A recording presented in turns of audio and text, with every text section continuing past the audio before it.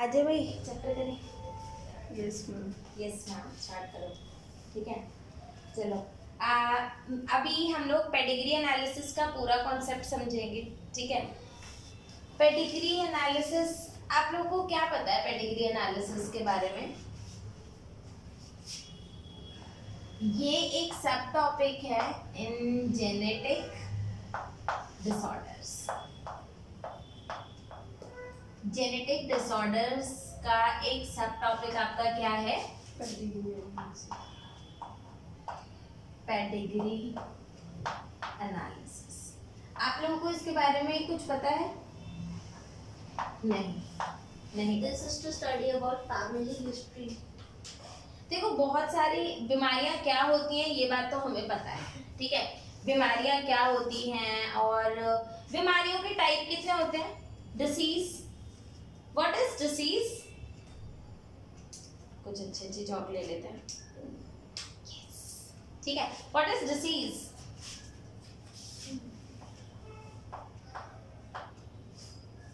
Disease क्या होता है नहीं पता? सोचा कभी डिसीज क्या होगा? डिसीज भी कुछ हो सकता है, कभी ऐसे सोचा?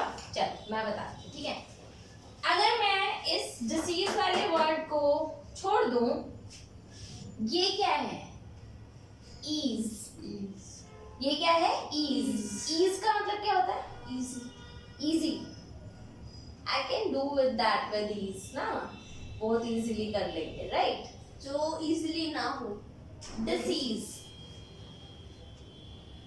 that means देखो सर्वाइवल इज वेरी इजी।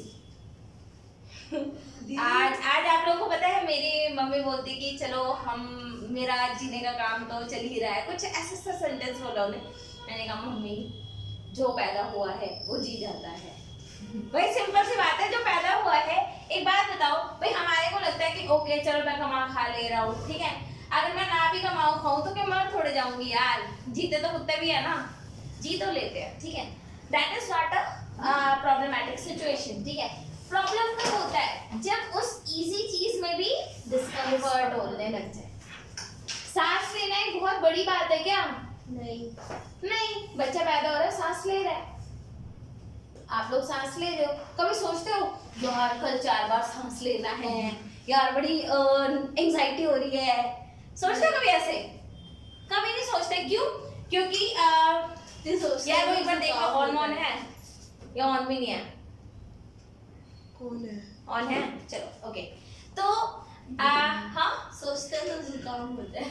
हाँ जब जुकाम होता है तब आपको लगता है यार सांस लेने में प्रॉब्लम हो रही है, रात को सोने में दिक्कत हो रही है। ठीक है आप लोग कभी सोचते हो यार कि डाइजेशन हो रहा है नहीं हो रहा है, ये करना है नहीं करना है? बिकॉज ये बहुत ही इजीली हो जाता है। मेरे को लग रहा है हार्ट बीट कर रहा है नहीं कर रहा है, नहीं लबडब साउंड आ रही है या नहीं आ रही है? नहीं इजीली हो जा रहा है। या फिर अगर मैं रेस्पिरेशन ना पढ़ूं तो क्या मेरी बॉडी में रेस्पिरेशन नहीं होगा? होगा। ठीक है मुझे कब पता चलता है कि रेस्पिरेशन में प्रॉब्लम आ रही है? जब वहां पर कोई डिसीज हो। ठीक है कईयों के जैसे आप लोगों ने वो भी देखा ज़ॉम्बी वगैरह सुने हैं, क्या लगता है असली होंगे या नकली होंगे ज़ॉम्बी? हाँ असली भी हो सकता है नकली भी हो आपको क्या लगता है? What do you think? Zone भी है, चेक कर लो। मेरे को दिख नहीं रहा ना। I will check. यस ठीक है हाँ तो ज़ॉम्बी वगैरह असली होंगे या नकली होंगे? असली। असली होंगे। बच्चे उनके शरीर में एक्चुअल में ब्लड की कमी हुआ करती थी इसलिए वो ठीक है, इसलिए वो और उस टाइम पर क्या होता था कि ये ना बता पाना भी बड़ा मुश्किल होता था, या लोगों को प्रॉब्लम होती थी कि यार मेरे अंदर ब्लड की कमी है, मतलब इतना टैबू बना रखा था। जी जब छोटे बच्चों को कैल्शियम की कमी होती है तो खुद ही मिट्टी और चौक खाना स्टार्ट कर देते हैं। एग्जैक्टली हमारी बॉडी इतनी ज्यादा आप कह लो कि वो है क्या बोलते हैं अपने आप को सेल्फ रेगुलेट कर लेती है कि हमें बहुत ज्यादा कुछ करने की जरूरत ज्यादा पड़ती नहीं है। ठीक है बहुत ज्यादा नहीं करना पड़ता है। हाँ अगर बहुत ही ज्यादा सिवियर हो जाए तब यू नीड मेडिकल असिस्टेंस। ठीक है then you will need medical assistance. बाकी हमारी बॉडी बहुत ज्यादा सेल्फ रेगुलेट है। ठीक है डिसीज समझ में आया? डिसीज बच्चे 2 टाइप के होते हैं। वन इज कम्युनिकेबल अच्छा 2 भी नहीं 3 बोलो। एक हो गया कम्युनिकेबल, एक नॉन कम्युनिकेबल हो गया बच्चे जैसे भाई कोरोना, कोविड अत्यंत कम्युनिकेबल था यार, नहीं?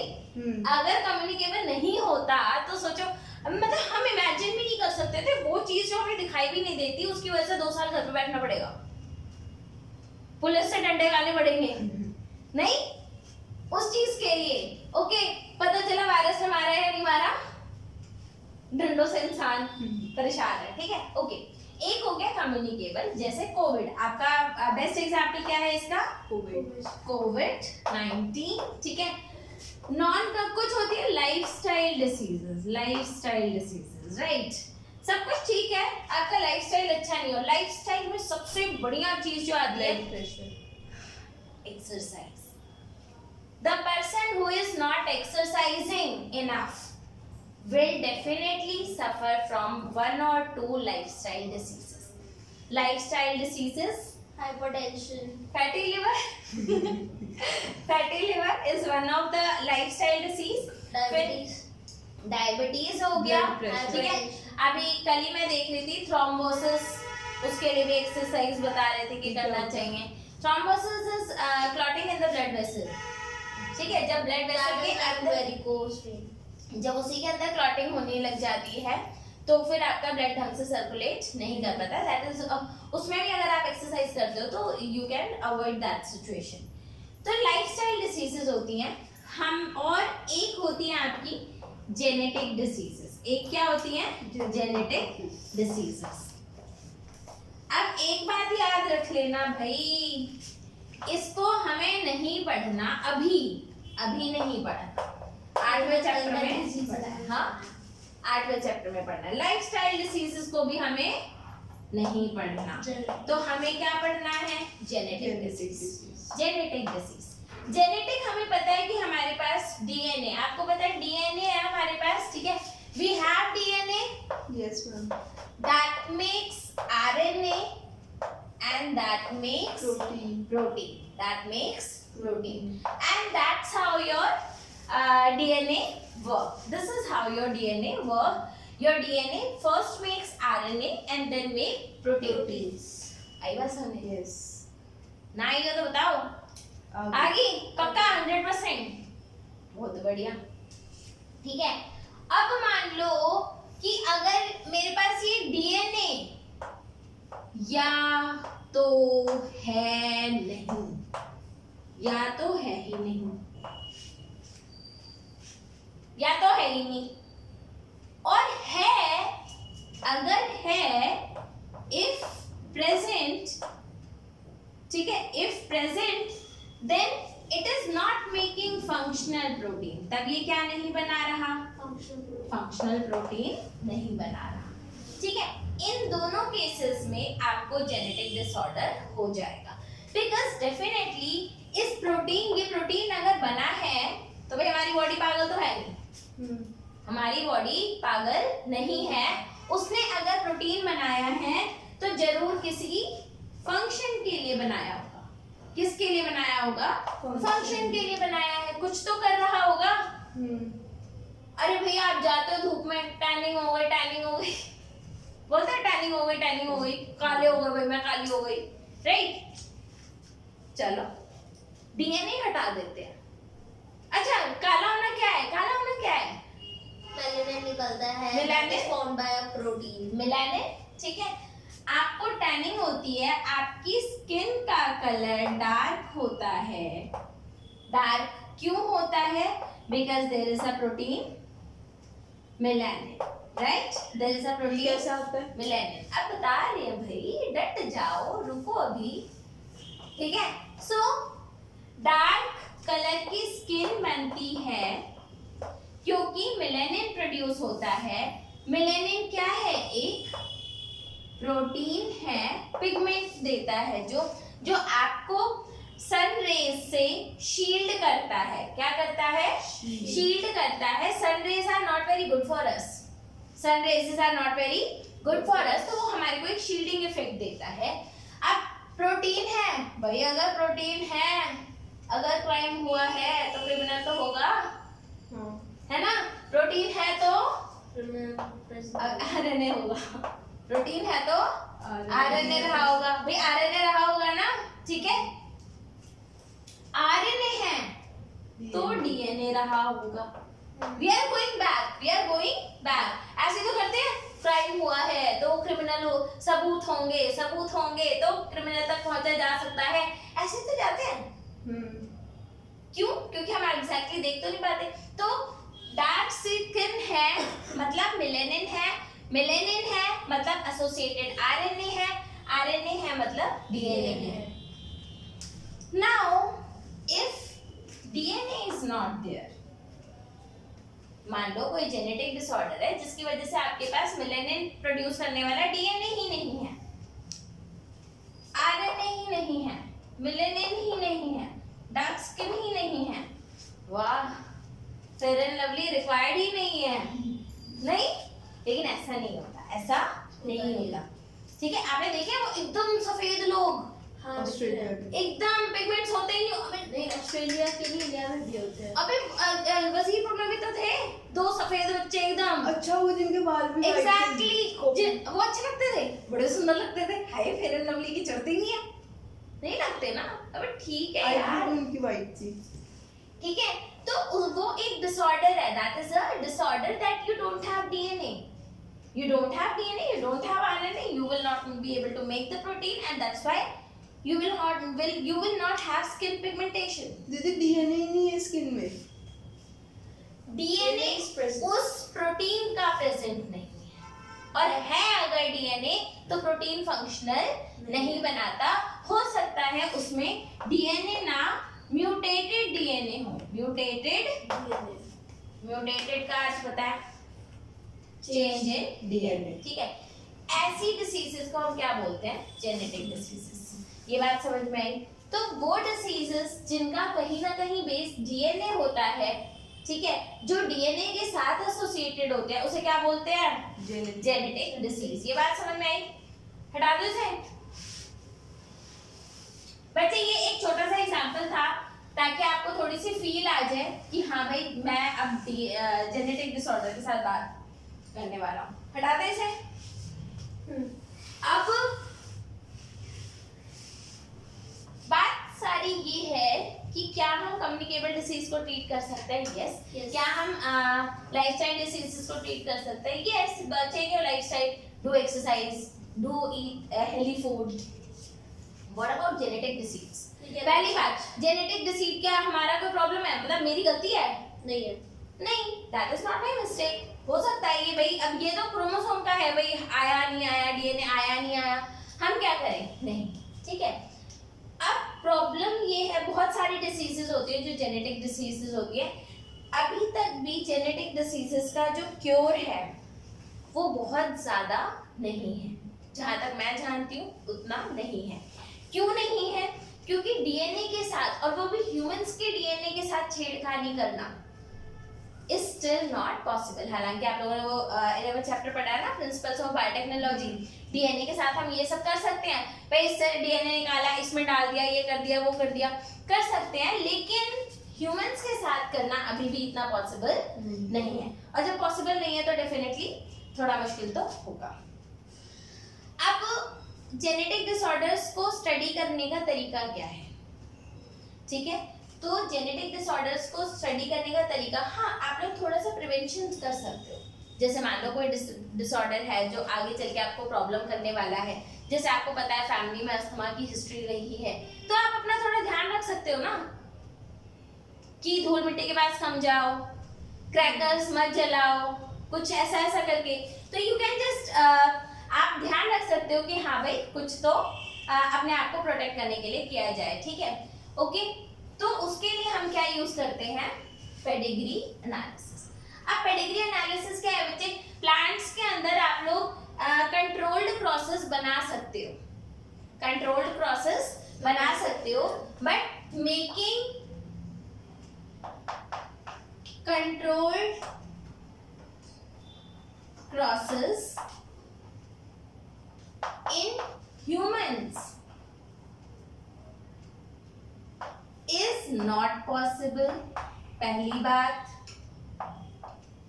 दूसरी बात, नॉट इवन एथिकल, एथिकल भी तो नहीं है, एथिकल है क्या, वो भी नहीं है, तो neither it is ethical not possible.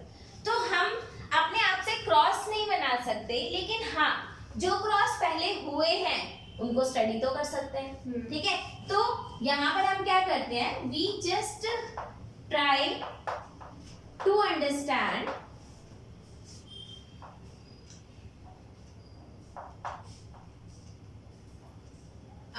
crosses that are already made या that are already done। तो हम उन प्रोसेस को स्टडी करते हैं, और हम उन प्रोसेस को स्टडी करते हैं, क्या क्या चीजें पता लगाने के लिए स्टडी करते हैं, उससे हम ये समझ पाएंगे कि ये डिसऑर्डर किस तरीके से आगे generation to generation move on कर रहा है, ठीक है। ओके, अब आपके जो डिसऑर्डर्स हैं वो कितने टाइप के हो सकते हैं। आपकी जो डिसीज है वो रिसेसिव हो सकती है, आपकी डिसीज डोमिनेंट हो सकती है, आपकी डिसीज ऑटोसोमल हो सकती है, आपकी डिसीज सेक्स लिंक्ड हो सकती है। आप किसी भी क्रॉस को देख करके हम कैसे पता लगा सकते हैं, अब इसके लिए एक डेजिग्नेशन भी है, इसके लिए कुछ डेजिग्नेशंस भी होते हैं, ठीक है। सबसे पहली बात, ह्यूमंस के अंदर अगर मैं बात करूं, ह्यूमंस के अंदर क्रोमोसोम्स का पैटर्न किस टाइप का है, ह्यूमन के अंदर क्रोमोसोम्स कैसे होते हैं, तो ह्यूमंस में कैसे क्रोमोसोम्स होते हैं, कितने क्रोमोसोम्स होते हैं, 46, ठीक है। So we do have 46 chromosomes, हाँ भाई, 23 पेयर। इन्हीं को हम कहते हैं कि ये 23 पेयर है, पेयर मतलब दो pair of 23 pairs of chromosomes. आई बात समझ में, पक्का नहीं आई, आई पक्का। अब 23 पेयर है, अब वो क्या होता है बच्चे कि 23 सेट जो होते हैं, अब हम इसको भी फर्दर डिवाइड कर सकते हैं, 22 पेयर्स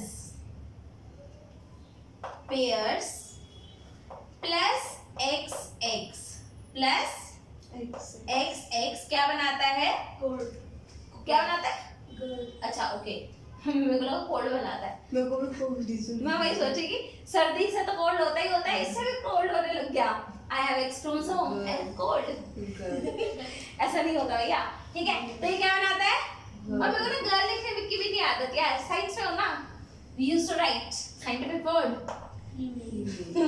मतलब एक्चुअली वो टर्म भी थोड़ा अजीब सा लगता है, ठीक है। तो क्या लिखते हैं हम, फीमेल लिखते हैं, ठीक है। वहीं पर अगर ये हमारा 22 पेयर्स प्लस XY हो तो क्या बनाता है, क्या बनाएगा, मेल, लड़का, बॉय लिख दो, नहीं, क्या लिखेंगे, scientific term that is called male, ठीक है। अब मजे की बात क्या है कि इनको बोलते हैं हम ऑटोसोम्स, इन्हें क्या बोलते हैं हम, ऑटोसोम्स। एंड ऑटोसोम्स बोलने का कारण, because they are not involve in sex determination, ये सेक्स डिटर्मिनेशन में इन्वॉल्व नहीं होते हैं, तो they are not involve in sex determination. आई बात समझ में, इसलिए इन्हें क्या बोलते हैं, ऑटोसोम्स। इनको क्या कहते हैं जी, इनको क्या कहते हैं, इनको कहते हैं सेक्स क्रोमोसोम्स। तो क्या सेक्स क्रोमोसोम्स मेल और फीमेल में अलग है, यस, ठीक है, because they determine the sex of the child। आई बात समझ में, बता दो भाई, नहीं आ रही हो तो भी बता दो, आ रही हो तो भी बता दो, नींद आ रही हो तो भी बता दो, भूख लग रही है तो भी बता दो। नींद नहीं आ रही, भूख भी नहीं लग रही, ओह माय आज मैं गॉड, पेट फुल करके आई हूँ। Well done, that's great, that's the spirit. आगे बात समझ में, हाँ यहाँ तक समझ में आया, ऑटोसोमल एंड सेक्स क्रोमोसोम, ठीक है। अब एक बात याद रखना, आप लोग को एक टर्म पता है और उस टर्म को बोलते हैं हम क्या क्या बोलते हैं जी? आप लोग मुझे बताओ, हैप्लॉइड और डिप्लॉइड पता है या नहीं पता है? हाँ पता है। इसे हटा दें, इसको, इस क्वेश्चन को रिमूव कर दें। रिकॉर्ड हो रहा है जी। है? मैंने लिखी। क्या कह रही हो तुम? रिकॉर्ड हो रहा है, बाद में लिखेंगे। है? ओके, देख लेना। तो मैं क्या कह रही थी? क्या बोल रही? Haploid and diploid. हाँ, अब आप बताओ हैप्लॉइड और डिप्लॉइड क्या होता है? हैप्लॉइड एन मतलब N मतलब 23 pairs. when only one set of chromosome is present for each chromosome. When Only one set of chromosomes is present. Only one. set is present for each chromosome. means For only 23 each chromosomes. chromosomes. Yes. अब आप कहोगे जी कि कौन होते हैं जो universal haploid हैं? एक बात याद रखना, गैमीट्स आर यूनिवर्सल क्या? Haploid. Haploid. Gametes are universal haploid, universal haploid, ये बादलों में सजाती है, ठीक है? गैमीट्स आर यूनिवर्सल हैप्लॉइड, ठीक है। डिप्लॉइड क्या होता है जी? 2n। डिप्लॉइड क्या होता है? When two sets of Each chromosome is present. When two sets for each chromosome is present. So when two sets for each chromosome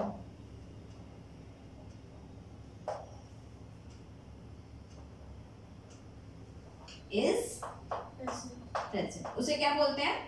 diploid. और कौन है यूनिवर्सल डिप्लॉइड? कौन है यूनिवर्सल? हाँ, zygote. यस, पता है ये बात ऑलरेडी आपने बताई थी। हैं। Zygote is universal diploid. आई बात समझ में? बताओ जी, बताओ बताओ बताओ। ये सारी बातें समझ में आ गई। तो हमें ध्यान रखना है, gametes are universal haploid, gametes are universal haploid, zygote is universal diploid. अब डिप्लॉइड क्या होता है कि एक सेट कहाँ से आया? मदर से, मैटरनल साइड बोलते हैं उसे। एक सेट कहाँ से आया? पैटर्न। हाँ, ठीक है, एक माँ से आया मैटरनल, एक पापा से आया वो पैटर्नल। आगे बात सुनने, इसलिए हमारे पास दो सेट्स होते हैं।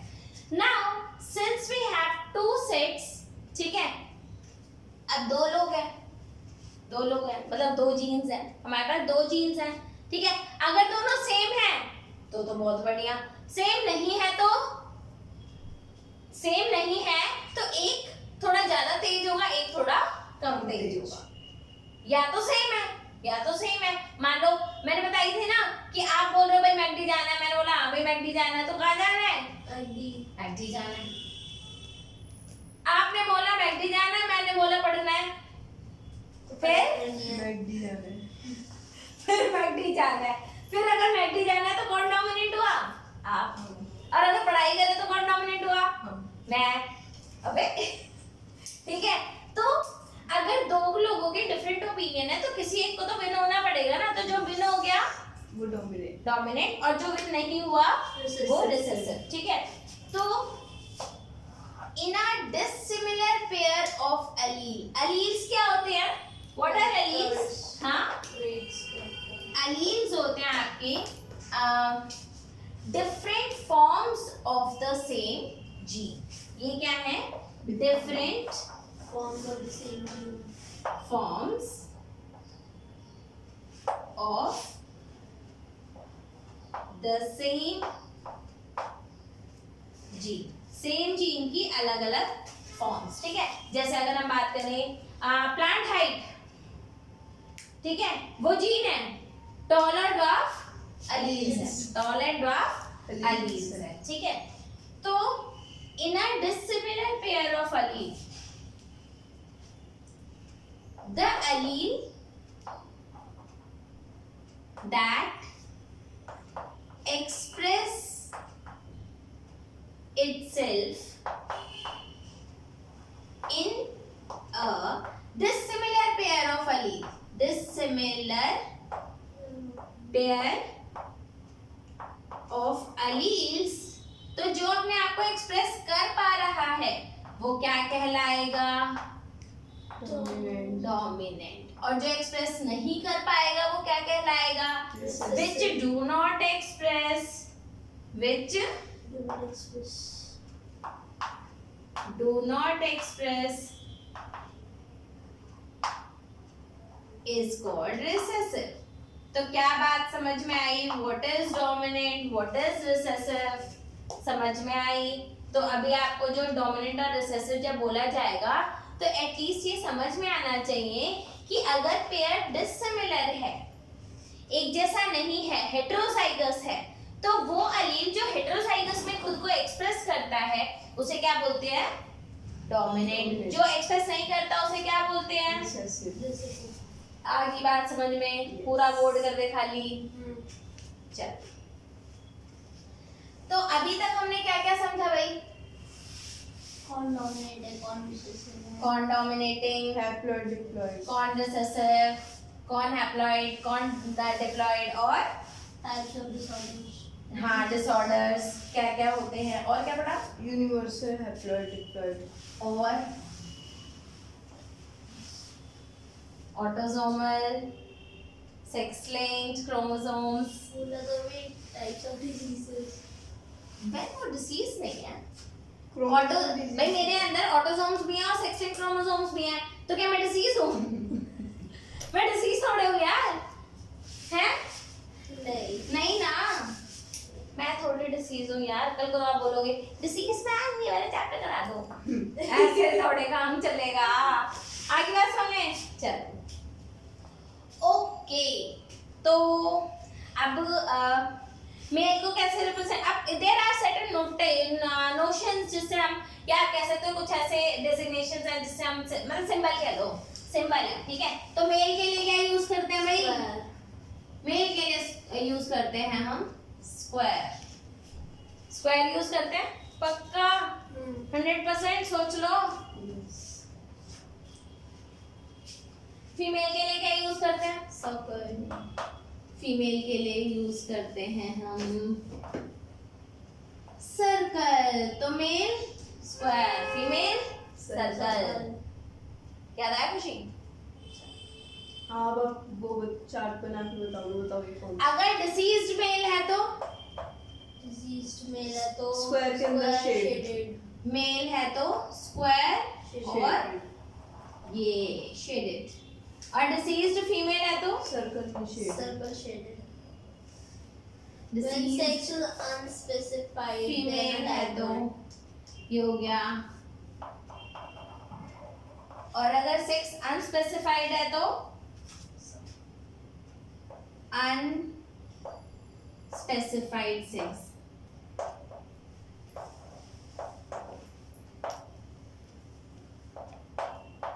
इस कुछ इस टाइप का सा,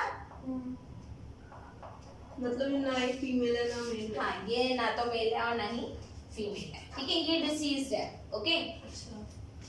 क्रॉस को कैसे रिप्रेजेंट करते हैं? A cross is represented by like this, ये एक क्रॉस है। That's a mating, right? Mating और क्रॉस सेम होता है, क्रॉस करना मेट करना बात बराबर ही है, ठीक है। मुझे लगा मैंने क्या पढ़ा दिया, पता नहीं क्या पढ़ा रही हूँ, ठीक है। अगली जनरेशन, पेरेंट्स एंड ऑफस्प्रिंग कैसे करते हैं? तो जनरेशंस कैसे बताते हैं? जनरेशंस बनाते हैं लाइक दिस। हाँ जी, क्या हुआ, क्या हुआ बहन? जैसे ये पेरेंट्स हैं, क्या हुआ है? कुछ नहीं। ये पेरेंट्स हैं और ये उनके बेबी ऑफस्प्रिंग्स हैं, ठीक है। ओके, ये बात समझ में? चलो ओके। डिसीजेस कितने टाइप की हो सकती हैं? 4 टाइप की हो सकती हैं, 4 कॉम्बिनेशंस हो सकते हैं, ठीक है। पहला कॉम्बिनेशन है आपका, फर्स्ट कॉम्बिनेशन है आपका ऑटोसोमल रिसेसिव। पहला कॉम्बिनेशन क्या है? Autosomal recessive. Autosomal recessive. ये अगर वाई क्रोमोसोम पे है, एक मिनट डट जाओ, ठीक है। Autosomal recessive. अच्छा एक बात बताओ, क्या ऑटोसोम के बेसिस पे मेल और फीमेल को अलग अलग किया जा सकता है? नहीं। क्योंकि ऑटोसोम्स तो मेल और फीमेल में बराबर होते हैं। ऑटोसोम्स क्या होता है? ओ भाई, क्रोमोसोम्स। दैट वो क्रोमोसोम जो सेक्स डिटरमिनेशन में पार्ट नहीं लेते, 22 पेयर। अच्छा ठीक है। वही तो ऑटोसोम्स। 22 पेयर क्या है? ऑटोसोम्स। आई बात समझ में? 22 पेयर जो है हमारे पास वो ऑटोसोम्स हैं। तो ऑटोसोम्स के बेसिस पे आप मेल और फीमेल को डिफरेंशिएट नहीं करते। तो पहली बात तो ये कि ऑटोसोमल डिसीजेस जो होती हैं, ओके पहले ऑटोसोमल बता दो, रिसेसिव बाद में बताएंगे, ठीक है। Autosomal they equally affect male and female. ये मेल और फीमेल दोनों को इक्वली अफेक्ट करता है। ऐसा नहीं होगा that males are more affected and females are more, हाँ ऐसा कुछ भी नहीं होता, ठीक है। They equally affect to male, ठीक है, ओके। अब मजे की बात ये है कि जो सेक्स लिंक्ड है, मतलब ये तो ऑटोसोमल हो गया, जो डिसीजेस सेक्स लिंक्ड होती हैं, diseases which are sex linked, ठीक है, वो डिसीजेस मेल को ज्यादा अफेक्ट करती हैं और फीमेल को कम, ठीक है। Females used to be carrier whereas males are affected. तो सेक्स लिंक में क्या होता है? कैरियर मतलब उनको कोई डिजीज। कैरियर मतलब होता है अच्छा ओके, आप ये बोल सेक्स लिंक में ये समझ लो कि इट अफेक्ट्स मेल मोर। अभी वो कैरियर वाला कॉन्सेप्ट भूल जाओ, ठीक है। मलेरिया का मच्छर। हाँ, तो सेक्स लिंक में क्या होता है? these kind of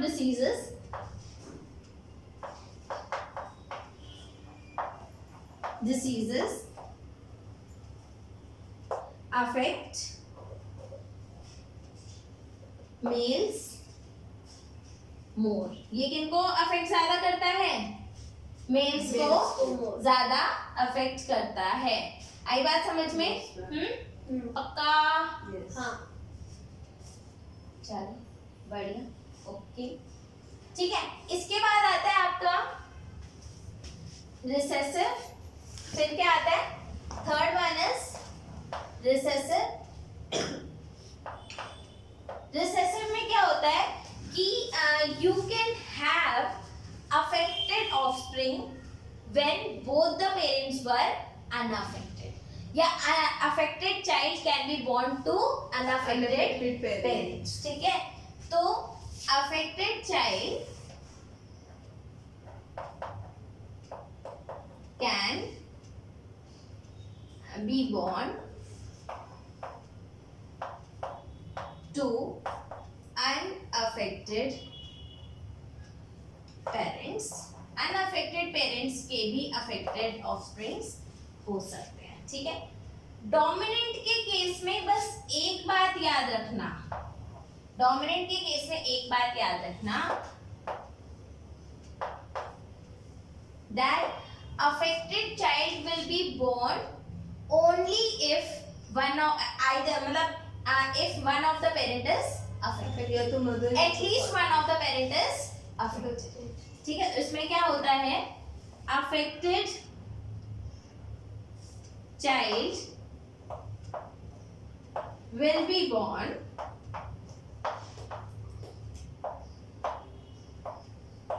only when at least one of the parent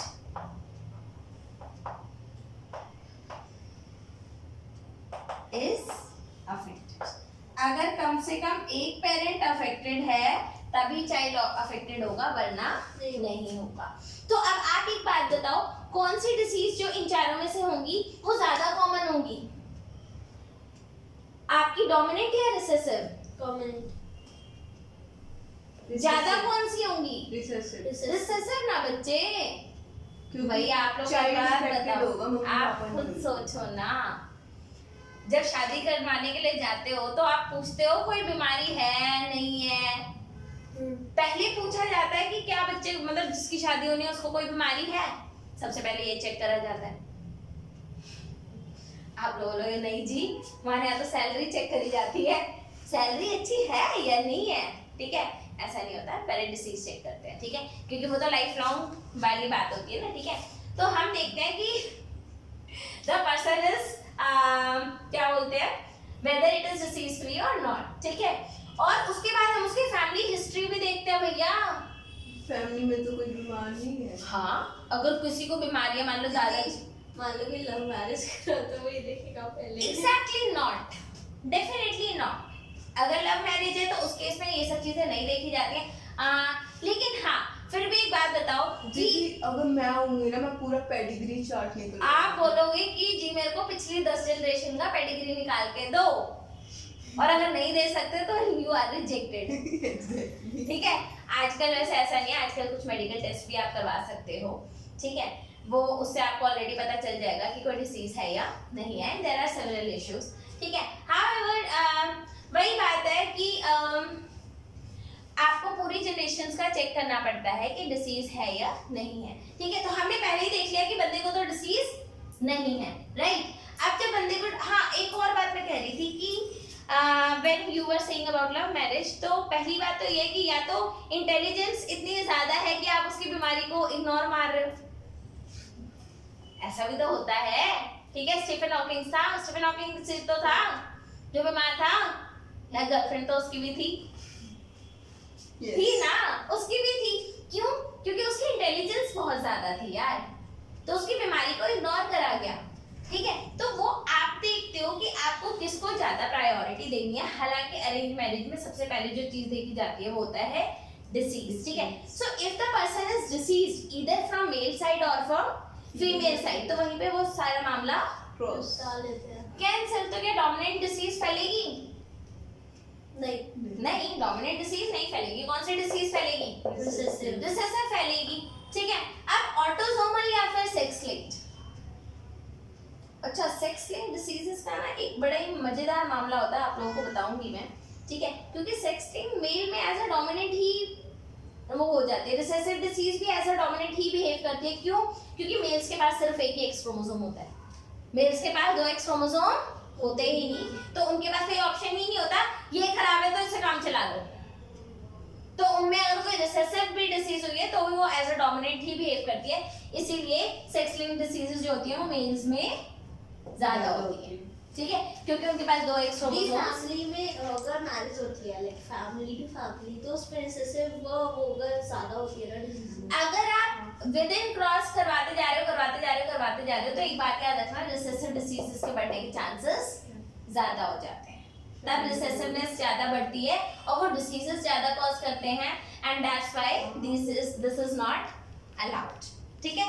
ऐसा बोला जाता है, अगर बायोलॉजिकली हम देखें तो मदर साइड से एटलीस्ट 5 या 7 जनरेशंस में कोई भी कॉमन नहीं होना चाहिए, और फादर साइड से एटलीस्ट 5। मदर से थोड़ा ज्यादा लेते हैं, क्यों? बिकॉज मदर्स के जीन हमारे अंदर ज्यादा आते हैं भी। देखो, फादर से तो you are getting just sperm ना, मदर से बाकी चीजों के ऑर्गन जैसे माइटोकॉन्ड्रिया डीएनए वो फादर का नहीं होता, क्या पता नहीं, देखिए ना, ठीक है? But most of the genes we carry from mother, ठीक है? Is this clear? दीदी एक बात बताओ, रिसेसिव होता ही क्यों है जब पेरेंट्स ही अनअफेक्टेड है? सी एक एक्स है और दूसरा एक्स है। we will discuss, ठीक है? क्योंकि पेरेंट्स कैरियर हैं, उनके पास जीन तो है, बस एक्सप्रेस